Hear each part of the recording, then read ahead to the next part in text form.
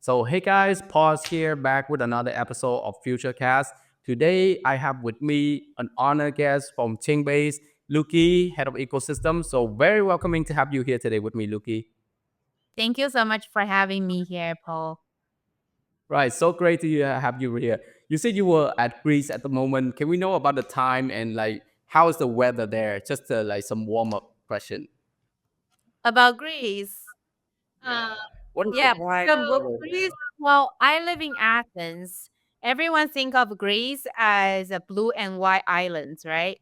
I'm in Right. Athens, so it's a dirty version of New York, and New York is not that clean. So it's actually it's not a honeymoon spot where I am at right now. But the weather is very nice. The sunshine still remains during winter. A little bit cold, but not that much. Need a jacket, Right. but like during the day, sometimes we still go short sleeves. Right. That is actually surprising because my experience watching Athens city on through some of my friends traveling there is just beautiful seaside next to the seaside city with like blue and white houses that are building on top of hill. Right, But right. like you said, it's Oh, not that pretty. that's the island life. That's more luxury. Like here, like when you walk outside, you see dog poops and you see pigeons, dead pigeons, live pigeons. So you can't even tell them apart anymore. Right. That is actually very interesting. But So I yeah, mean, welcome. Greece has like its own spice as well. Yeah, so it has its own culture. It's got its own character. Athens has its own character. I love it, even though it's dirty. Mhm. People are very nice. So there's some digital nomads around here. Crypto still is it becomes a topic right now. And we've got some good DJs from Solana team, from Sway, and they Right. are opening their office or like co-working space over here. And they're all like cooking up some community events here in Athens, which is really exciting. Right. Right. But how would Greece and specifically the city of Athens comparing to, let's say, other European country in terms of crypto like adoption and awareness? We've got people who work in crypto, but not in a not working together. So if Mm. you actually like, we don't really have like a monthly meetup or some sort of a community event. Maybe it's a once or twice a year. So we have Athens DAO, which is created by some Solana degens. And now we're working with a super team from Solana to have a super team Balkan kind of include us and have some events. And Sway also is about to have some events here as well. So we're seeing more and more activities to bring people Right. together. But I think for the last couple of years, what we see is people are very spreading apart. They don't talk to each other, but they work in crypto. So we don't really Right. have the statistics about who, how, like how many are here. Right. That's actually very interesting. I think recently there is a report by Electric Capital Publishing. This is more on developer side on total global crypto developer adoption and integration as well. And I think currently in Europe, the UK would be the highest place of crypto in terms of like developer project onboarding and community activity. It's like taking like 4% of the global developer market. So at the moment, so very interesting to see your sharing from the side of Greeks, and I would love to visit in Greece specifically to interact with our crypto community there, as well as just like sightseeing and seeing if it's truly as dirty as it is comparing to New York has to be. Right, right, right. No, welcome, welcome. It's a really great. It's a small but mighty community over here. Right. So yeah. So we also building up this community of Web3 Hack Fest where people are interested about Web3 and AI intersection. The goal we're doing this podcast is so that builder and developer, specifically our community in Vietnam, and also our watcher, a viewer in Southeast Asia, can also gain some insight into industry expert like you from Chainbase and other speaker that we have had as well to see what are this future that we are seeing between Web3 and AI coming in together. So yeah, so just for some background about you. So how did you came into this space of Web3, and how did you onboarding to Chainbase team and now working on a data layer focusing on AI of Web3? Yeah, it's a my story goes back to I wouldn't start my story with I started crypto in 20 not it's not my story. So I wanted to make it more motivating for people who actually enter the Web3 world a little bit later. Me too. I actually used to work in the hotel. So, we always start from somewhere. Yeah, interesting, right? So now I'm working crypto. So very different from what I study in school. I study to be HR and coming out to work in HR in hotel. And COVID happened and a bunch of other things happened. And now I'm in crypto. So very, It was I was in banking actually. After I graduated, I majored in mathematics when I was in college. Then I was still in Colorado, United States at the time. And I started my career in this community bank. I was in the banking industry for about 10 years. And then the 10th year, I had to go to Brazil for I also danced samba at the time. So I had to go to Brazil for carnival for the whole, yeah. dancing rehearsal and stuff like that. So I needed to leave for about a month.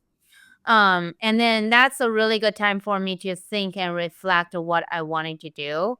Mm, And then I heard about Web3 is because of East Denver. I lived in Denver at the time, which was a really easy access. It just 20 minutes went to right. East Denver. I checked it out. I got my ticket and then understood a little bit more about blockchain.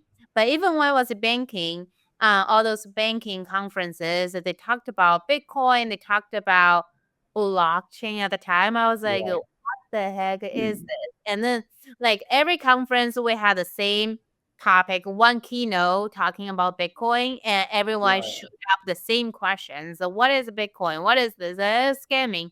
So like over and over again, I started to think maybe that's something that I wanted to look into. This is something Right. like people are still arguing about, maybe still new, but even though for some regions it's not new anymore, but like to me, I was like, I want to know more about it.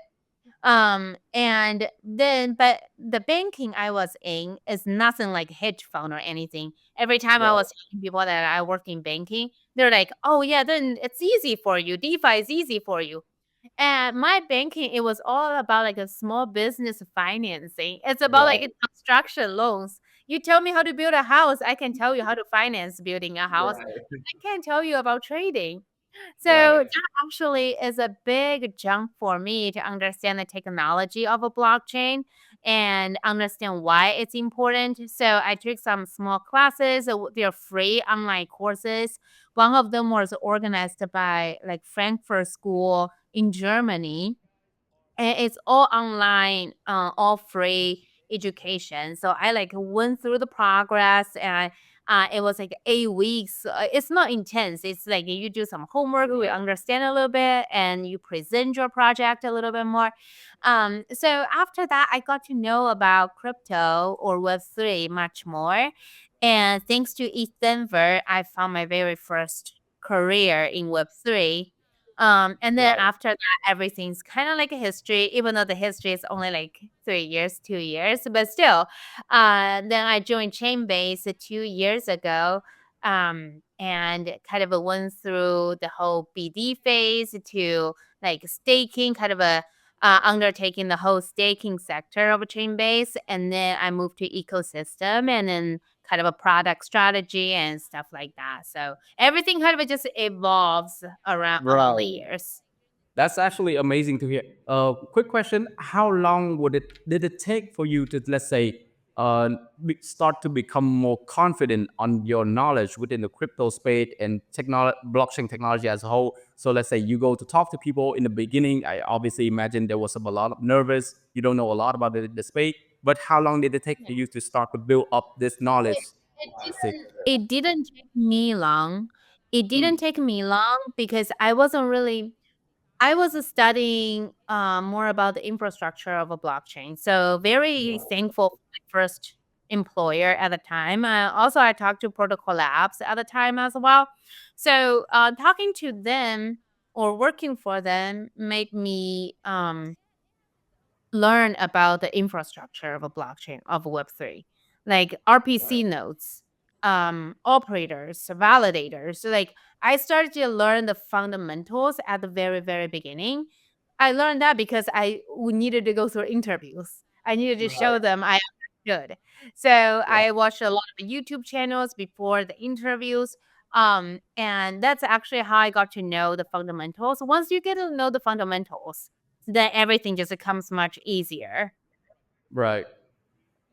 Yeah. So follow up to that is you already shared that you are working at Chainbase and your current role is the head of ecosystem. Please share with us a brief description of Chainbase. We will this deep dive into Chainbase technology later on, but just a brief description on to what Chainbase is and what are Chainbase looking for in terms of as a layer one ecosystem. Yeah. Um, I change my narrative or change the way I tell the story every single time because every time I feel Right. like last time I saw it, like it's getting old that what I said is I wanted to change a new way of saying it. But right now, I would like to say, um, I did not write it down. It's all like improvising right now. Right. But Chainbase, we really started like 3 years ago as just a SaaS project. It's a like we found on-chain data is so needed. A lot of projects need to sync the data into their projects. So we started this like indexing and helping them decode the on-chain data, and then like we do the abstract data something like that to make it much more um insightful and easier for Right. users to use. So that was like everything's in-house, everything's closed source, and we had a revenue going, and we just found, oh, this is a piece of technology, it makes money and people need it, etc. And then we started to have more customers and developers in the Discord channel asking for more data from different blockchains or different data sets. We only have that many people. And you need to be sustainable, like keep hiring. And then like what if all of a sudden the market shifts and then you have to lay off a bunch of people? So we're like, what is more sustainable way? And we open sourced we like maybe unlike some other Web3 projects, so we open source slowly. We made sure that this project actually, the SaaS product actually makes sense. It makes a revenue and people need it. So we open source gradually on technology, like kind of a one slice by another slice, that kind of thing, so that they Right. experience a little bit more on how to get the on-chain data sets. So they experience more about how to customize it and etc. So then we realized the needs of having that open source, and developers are actually really hungry of customizing their own data sets in order to, make it more efficient for them. So then after talking to our advisors, so we decided to decentralize everything, which is Wow. decentralizing, getting the data. So data providers, you fetch the data and also customizing all those different data sets. So we have the framework for for developers to customize different data sets. They can list them on chain so that others can also utilize those framework, those standards, and those are assets. So people will get incentivized for listing all those assets on chain. So from the very base layer of providing data to the very top layer of using data, our goal is decentralizing everything. But I hope everyone here in Web3 also knows that this is the mission. This is what we're shooting for. But really, what is to another decentralization? It's so hard. It's much harder than we thought. So decentralize one piece, it doesn't mean we decentralize the whole network. So right now Right. we're working slowly and working with our communities on how to decentralize the whole memory units of the data, the provision of the data, and also utilization of the data. So that's a really long description, even though you told me to give you a short, brief description. No problem. It's actually very insightful, but do continue. But one thing that I've been talking to people, and the sentence I use is right now AI agents, like we're gonna be talking about later. The framework is so important. Everyone's talking about AI 16Z, right? So that's the AI agent framework. You build on top of it, you have your own agent. So what Chainbase does is we are a data framework, just like this agent framework. You come to us, you have the code, you build on top of it, and you get the data you need. So we're not here to give you the data. You're here to build on top of it, fork it, and get the data you need. Right. So thank you for so much for covering about Chainbase as a whole, and very lovely to see the growth that you guys have. Obviously, I imagine the process of fully decentralized a layer is not an easy task. We're looking at Ethereum level of decentralization. It's not a one a day thing that's gonna happen. And I appreciate that you guys are actually taking into your community as a whole. Hey, let's do it one step, like you said, one slide at a time. Let them Yeah. experience each of it, and then as you grow, you decentralize more. Very much agree with you on that, and very happy that you guys grow so much within the last 3 years. You said. Last 3 years, yeah. Right, that is an amazing process to hear.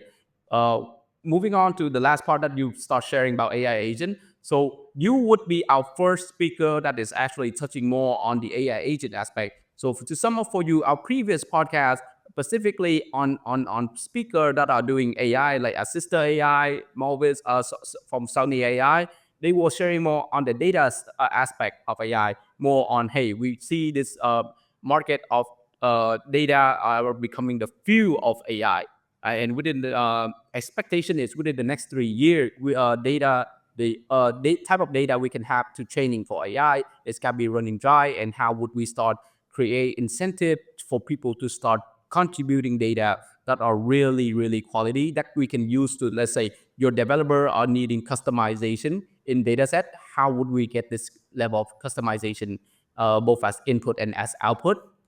And that is the type of topic that we're covering in the past. So please, as our first speaker on AI agent, give me your definitive, I would say, definition of what an AI agent is, and why has this the topic of AI agent gaining momentum within the recent years?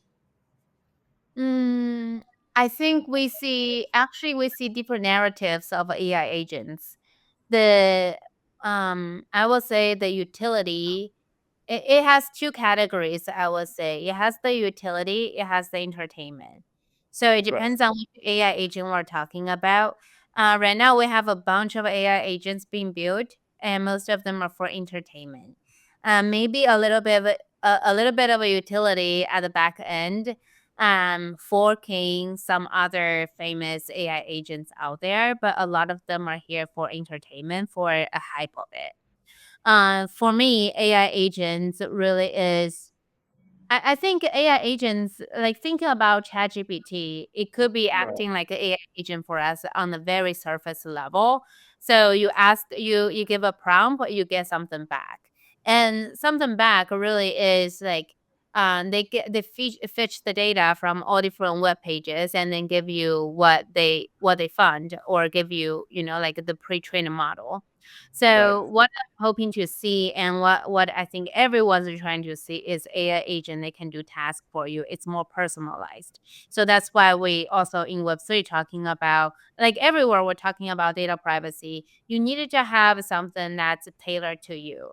So think about, we have AI agent that you have on your phone, give you schedule everything for you, like in the Web2 world, right? Like schedule meetings for you, booking flights for you, and it just they know your preference. They know what you want. They know what kind of a traveler you are. So they book things very specific to your preference and your favor. And then at the very end, so that's like one small piece of AI agent. Each agent can do one specific task that you need. And then at the end of the day, we have a group of AI agents who work for you. Then it's like little minions, a group of minions who work for you. And they can work together in order to ship a specific goal that you need. And that's tailored to your favor as well. For example, if you're writing a piece of a like article, you want to have your tone of voice. You want to have the research you wanted to do. So maybe there's AI agent who does research, there's AI agent who does the writing, and they work together. So I think we have a long way to go, but that's my ideal concept of having AI agents around us, around humans, is to accelerate what we want to do together. Right. Very interesting. So, can you share more about specifically and Chainbase? You did say that you are observing the two types of AI agent, one more on entertainment, the other on utility. Is that something that you take from experience working at Chainbase, and is that something that your developers are actually building within the ecosystem? So Chainbase, we're more like a data infrastructure, right? Right. So what we're really hoping to see is AI agents. Once they build AI agents, it's not just to using a social account, social media account to create some, and use a large language model to create um chatbots, or Right. it's really useful. I would say like it's a, I think that needs a lot of a compute, it needs a lot of resources, and just to from A to B, from like, having this framework to now having agents, a bunch of agents. I think Right. that's really intelligent and brilliant.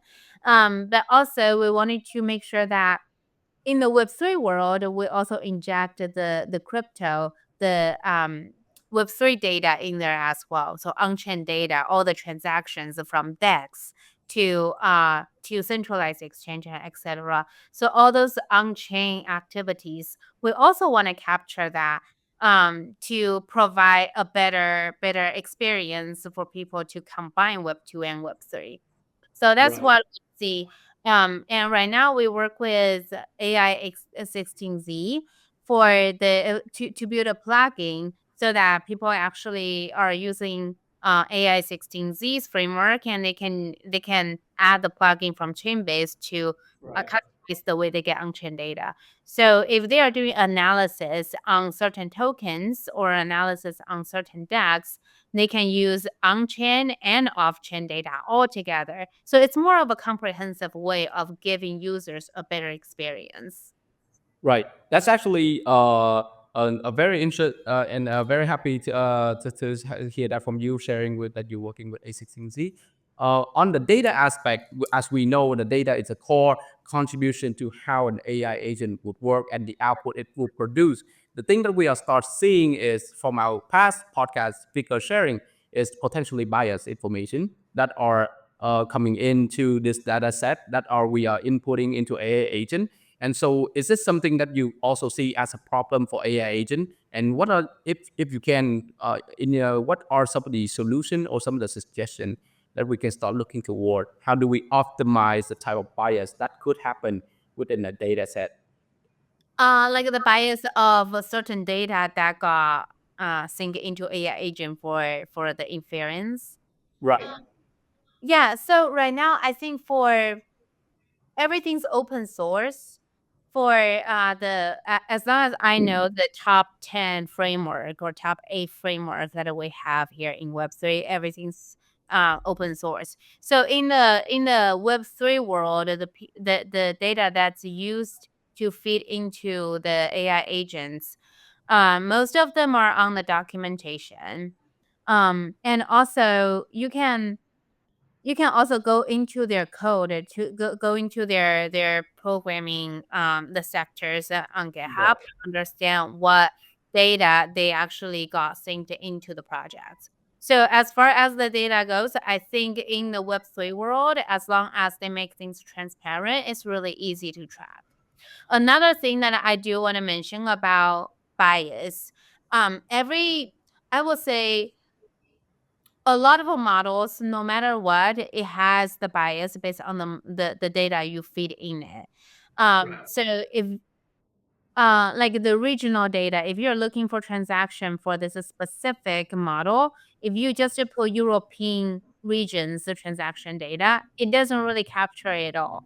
So I think no matter what, for like a data feeding into those AI models, some bias is not avoidable. but we just have to make sure that it's all transparent, the data where that is and how it got to the AI agent is actually solid. So technologies like TEE, we talked about technologies like FHE, like different kind of encryption or secure environment, as I mentioned about the TEE. I think those are the things that we need to make sure it's all secure, especially for some sensitive data transferring process. And another thing I do want to mention is the synthetic data, which is a really cool idea of using not using the real user data, but using the um, fake data, but that's mimic to the user data. I think that actually is another way for us to avoid bias as well. Is if we don't have this region's data, can we have synthetic data to go like kind of replace it or like fill the gap or something like that? So that And how would we be able to collect this data? Is this from prediction of potentially existing? Let's say I don't have a report of this country GDP in 2024, but based on past report, I can make inference, or that would be. Is that a correct interpretation of it? Absolutely, absolutely, absolutely. So that is synthetic data. It's a really interesting field. I know one of the projects here that I got connected with during Taipei Blockchain Week. Right, They were working on synthetic data. I think there are gonna be more and more projects like that popping out because public data has been used over and over again. A right, lot of models are spinning the same answer, like the progress of the training, right, even in the Web2 world is becomes slower and slower because of the usable public data is getting less and less. So right. right now, either buying expensive user data or generate synthetic data that mimic the real user data. So I think in the future we will see more and more coming out. Right. That's actually interesting. When we talk about how would we start collecting data, because from our past discussion, we see that in the Web2 world, you get, let's say, you're an enterprise that are collecting data from client and different data source. You would want to keep that data as it is a business Right. advantage to you because you know this insight. But in Web3, we encourage you to make it open source because we need to advance this AI training model, and that's why I think some of the speaker that we were talking to, they were discussing the prospect of tokenizing the data and incentivizing people to contribute because that is the problem that we're trying to addressing. So what about as data become more complex? I want to understand this more. So let's say I'm put in this input of data that are relating to literature, art, music, data that are subjective as a whole. How would these AI agent let's say, be able to interpret the data that what and all and what type of answer would it producing, and would that also be subjective based on the data coming in, or would there be say kind of like a more objective outcome to it? I think it depends on the models you're training as well. So Right, think about music data you put in there. I think right, you can have AI agents to tell you about the history of that specific genre or cater to your preference and tell you the songs that you like to listen to based on your previous history of like the music track record or something like that. So I think it can give you a bunch more analysis on the market, on yourself, on the community as a whole. right, You say that like, okay, so there is another marketplace for different models, and the founder was telling me that it's not just a Web3 projects. A lot of Web2 projects or like Web2 users got on the marketplace and create their own model. So like, there's a recipe AI agent there. They fed the AI agent with a bunch of recipes, and then you just right, ask, "Hey, what is for Christmas?" Like I only have 3 ingredients, so what do I do for Christmas dinner? right, And AI agent will give you some answers with a bunch of amount of data. But one thing that I do want to say is that AI agents, right now, the exciting part about AI agents to me is it's not, even though we're talking about large language model, but AI agent that we have seen right now on the market are very specific on specific things, which Right. is really exciting for me. So just like what you said, music, literature, and everything, it's one specific things. So it depends on what AI agent you use, and they give you different result of what you're looking for. So there could be a music AI agent, there's a composer AI agent, there's like lyrics and stuff like that. They all work together to give you a song. Mm. That kind of thing of working together, and so right now I see a lot of them are very specific on different tasks, and the combination, it's like the sharing knowledge of all AI agents all together to create something as, what you really want to do as your main goal, which is like from your example, writing a song, and I have AI agent to do all those different components that build up to writing a song. So that will give me a lot of a free time for me to be creative on working on other things that needed for, like production and stuff like that. Right. I'm actually very interested on the specific functionality of each AI agent because let's say we know that sector like in finance and businesses, we have more data to help the AI agent optimize the answer and producing a result. But let's say in sector like agriculture, people that are interested in farming and produce, where would this data that are coming from that will have this agent that are specifically for them to support with, let's say, hey, this region has been raining for the last 2 months. Is what is the prediction for the next? There, I cannot imagine there would be contribution to that data for in order to create an AI agent to that. It's like there's a disparity between the type of AI agent that are being produced and the type of AI agent that could actually benefiting the people within this community that are needing it, right? Yeah.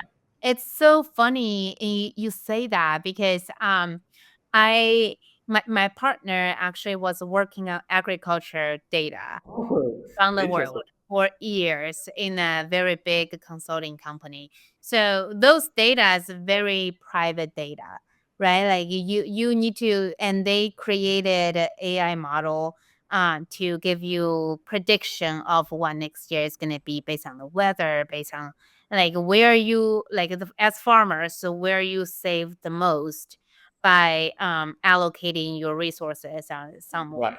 So that's what they did. And the interesting part you talk about agriculture data was it was also kind of outdated. And it's very hard to get.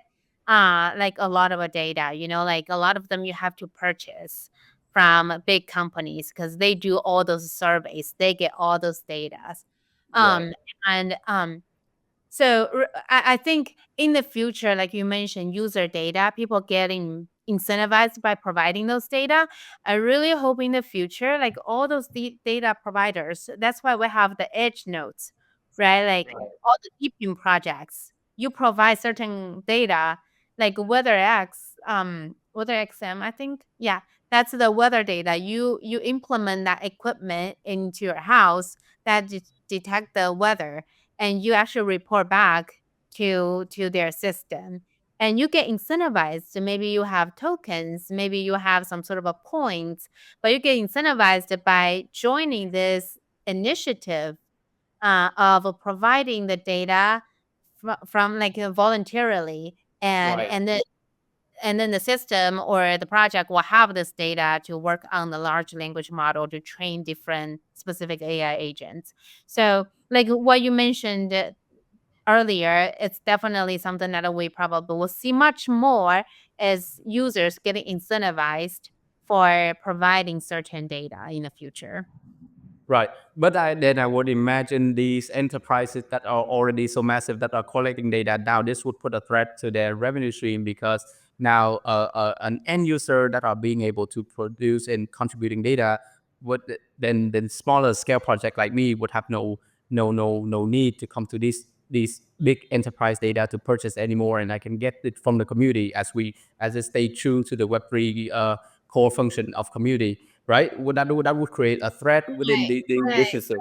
I think this is a collective initiative we all have to work on. Right. Is not persuading, but educating others. This is the collaborative way of making it work, making the like driving the AI, driving the technology forward. Right. Because a lot of people are still got stuck in the very traditional Web2 way. I And would imagine so. sharing information, decentralizing everything, and getting incentivized probably to some people that's a scam. So I think the education must be a big piece for us driving forward. Right. So, a few more questions before we wrap this up is you are very much excited about the future of AI agent in the future. So, give me your prediction. Let's say within the next 2 or 3 years. Maybe if that's too far, then you can do your estimation. But give me your personal prediction and what is the future that is holding for AI agent? What are we expecting? And for Chainbase, how would Chainbase contributing to the Web3 space as a whole to help the space achieving that futures of what you define as a successful AI agent in the future? Yeah. So one thing I do want to give a big shout out to Shaw from AI16Z. I loved his roadmap or his vision when I was actually reading some articles and listening his interviews as well. The I think right now because we open source a lot of a framework, more and more AI Right. agents are being built. But being built, there are both ways. There are people who are super excited, passionate about AI. There are people who are passionate about hyping up and getting money. So Right. we have two group of people, but very soon, we're gonna see the color of different projects to see if this is actually providing utility, providing the knowledge that we need, or this is just something that we probably will make some money tomorrow or lose some money tomorrow. So more and more projects coming up, especially AI agents, we'll see the user case will be much more practical, and it's going to be closer and closer to users' daily life. Right. But one thing like, okay, Twitter accounts, um, like analysis of different tokens, that's a good thing.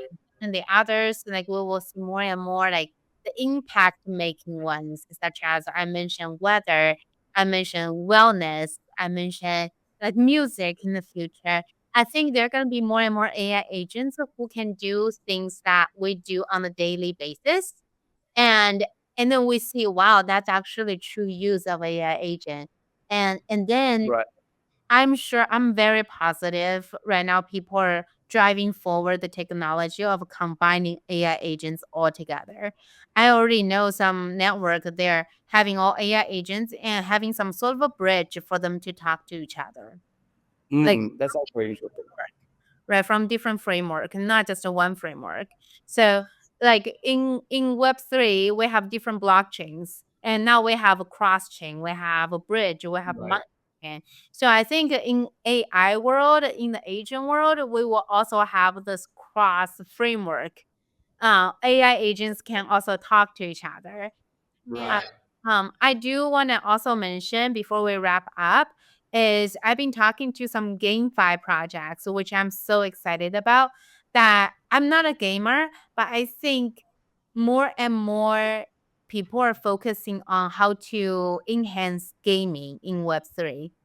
And Right. they're getting gaming data to train better NPC, and so that if I'm playing with the computer is actually very smart. It's very customizable that I feel much more engaged and challenged when I play the game.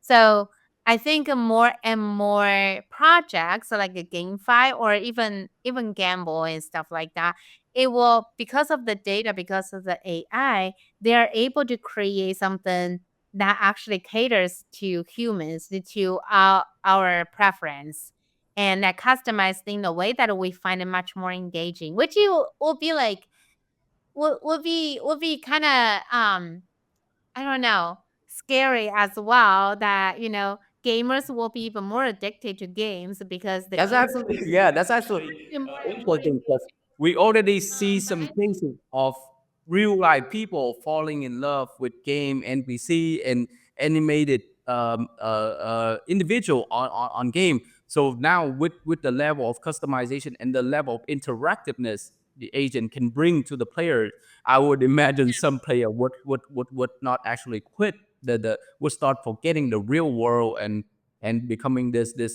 avatar of themselves and love to interact with this AI agent. But that would Yeah. also prove that we are able to create a roadmap for AI and it able to grow to the point where if AI are able to simulate human, isn't that like we achieving the biggest of humanity? Like we create basically creating life, simulating ourselves. Like that, I would say that's Right. also a big achievement for us. Scary, but also a big achievement. I would say. Right. I agree with you. And I also want to do a big shout out for the people who are still kind of learning about AI. I think one thing about AI is we have to understand the computation of AI, how big of a compute that requires. We realize that not everyone say they can build an AI agent. They can just boom build an AI agent, especially for the training part. That needs a lot of money, a lot of resources, a lot of computation. So I think data, model, and compute. Those are the three things for AI and AI agents. For the people who are newly to the whole AI world, I think those are the three things they need to do a little bit more research on so that they can understand how AI really works in general as a whole. I still have so much to learn, but I think those will be good starting point for people who are also new to the world. Right. So one last question and some final advice from you to a core chunk of our target audience and our viewer right now are basically builders and developer, both within the Web3 space and both coming from traditional AI and Web2 basically Web2 engineering that are looking into this whole topic of AI agent. So what are some recommendation? Like you said, education, equip yourself with the knowledge to prepare. But what are some of the things that they can also prepare in terms of technical wise, so that they can be more equipped to, let's say, in the future when data are becoming cheaper to purchase or to acquire, and there's more availability in terms of data, how would they start being able to having access to actually build a agent that when we already start solving the problem with computational problem with data input, and now we can start producing real projects. So what are some of the advice you can give them? Yeah. So one thing that I actually started doing, I also had to figure it out asking the same question to my network of professionals as well. So really just joining their communities, joining some leading projects communities. Like Chainbase, we have a GitHub that we welcome all the contributors, all the developers, providing feedback, giving us some like some ideas, or even we providing bounties for them to create things with us. And AI16Z, same thing. They have this open source framework, and they have the GitHub. They have a bunch of DAO members to help answering questions. I think for people who are coming to this industry or wanting to contribute more, is just joining Discord and be like asking questions, providing ideas, and even like I created a GitHub account to test it out. I actually got a lot of attraction like that. I ask question or provide feedback. I actually get feedback back. Right. So then people recognize you, then you feel more confident We about. learn from each other as we go. You learn, we learn as we go. Right. So one thing I do want to tell people that this is not for just the technical developers. This is for everybody. If you have some ideas, if you have some um like just in general some insights about your industry, I think that's there are a lot of people who want to collaborate on AI. Every industry needs an AI, I think. So it's more of collaborating, having that knowledge and knowing what your strength is, and working with the people who are experts in other ways, and working on something providing contribution. Right. Thank you so much for your time today. I think we can wrap it up here. So it is so great that you sharing more about AI agent and the prospective future that we're gonna have for AI agent. I truly exciting for the potential we may have with how we can, like you share, and maybe at some point people will no longer have to worry about the technical functionality of how it works. It's similar how we use Google nowadays. People can use it without even caring how Google is optimizing its engine. They don't have to care. All they care about is the result. And like you've shared, very exciting to see how you now everyday user and can have everyday AI agent that are catering to their needs, and that is a very exciting feature. Very much lovely to hear you share insights today. That's it for our podcast today, guys. I'm very happy to have Luki here with us, sharing more about AI agent, and maybe in the futures, if what have you have predict is coming true, then this is truly a great future that it's waiting for us in the futures. Yes, absolutely. Thank you so much, Paul. Thank you so much.